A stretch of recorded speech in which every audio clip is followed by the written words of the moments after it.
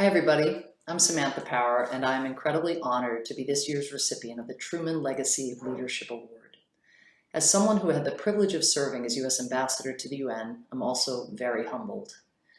Many are familiar with the famous images of Harry Truman in San Francisco leading the American delegation to the signing of the UN Charter. But people often forget what he did after the big event.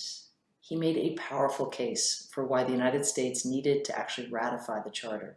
He galvanized the public and the Senate to believe in this new institution.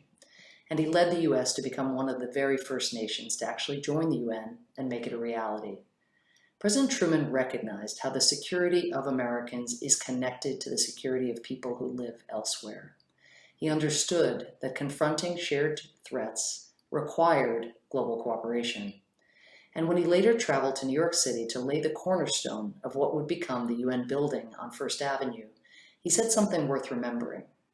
We must make our devotion to the ideals of the Charter as strong as the steel in this building, he said. Those ideals of preventing and ending conflict, of catalyzing social and economic progress, of advancing human rights, those ideals are as important today as they were in Truman's time. Democracies are once again facing a number of crises, as well as great uncertainty among our citizens about whether leaders can find a way to work together to respond. From the UN to NATO to the Marshall Plan to advocating for refugee resettlement and addressing our own democratic shortcomings, President Truman offers a vision for what principled leadership can look like. I hope you'll join me and everyone at the Truman Presidential Library on May 6 virtually to reflect on his presidency and what it can tell us about meeting the challenges of the present.